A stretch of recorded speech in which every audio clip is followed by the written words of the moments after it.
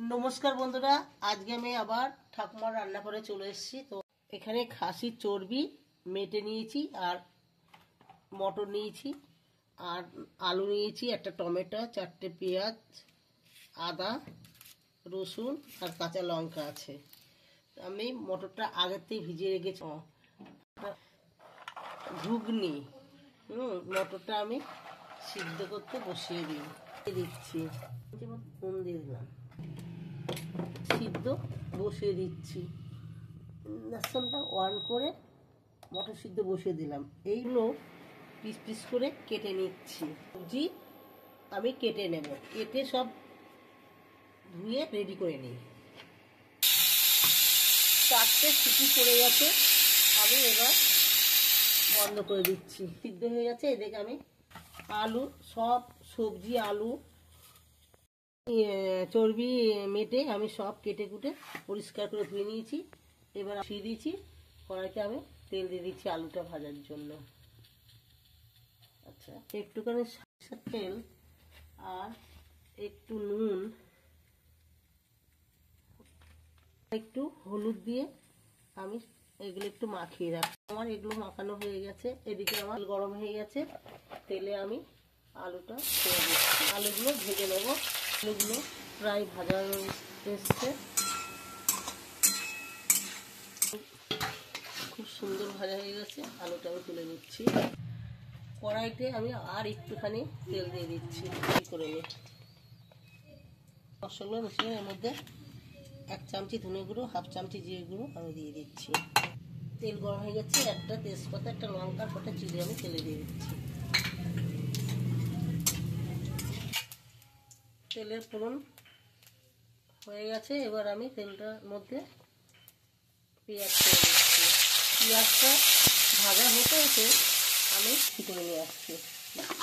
আমি পেঁয়াজের মধ্যে মিক্সি করা মশলা দিয়ে দিচ্ছি। মশলাটা হালকা কষা হয়ে গেছে। এবার মশলার মধ্যে আমি 1 চামচি একটু কম আছে কাশ্মীর লঙ্কার গুঁড়ো, 1 চামচির কম আছে হলুদ আর 1 চামচি চিনি আমি দিয়ে দিচ্ছি। অনুযায়ী নুন দিয়ে দিচ্ছি, লাগলে পরে দিয়ে নেবো। তেল বেড়ে গেছে, মেটে আর খাসির মেটে আর চর্বিটা আমি দিয়ে দিচ্ছি। ভালো করে আমি কষিয়ে নেব। 3টে লঙ্কাটা আমি দিয়ে দিচ্ছি। ভালো করে আমি কষিয়ে নেব। খাসির মেটে আর চর্বি ভালো করে কষানো হয়ে গেছে। এবার আমি সিদ্ধ করা মটরগুলো দিয়ে দিচ্ছি। আমি আরেকটু নেড়ে চেড়ে কষে নেব।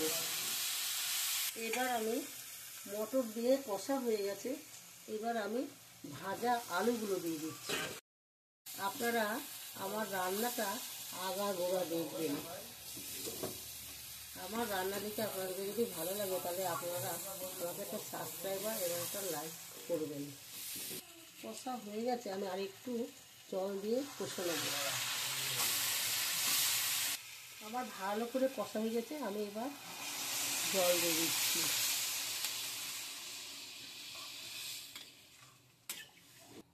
আমি 7-8 মিনিটের জন্য চাপা দিয়ে দিচ্ছি।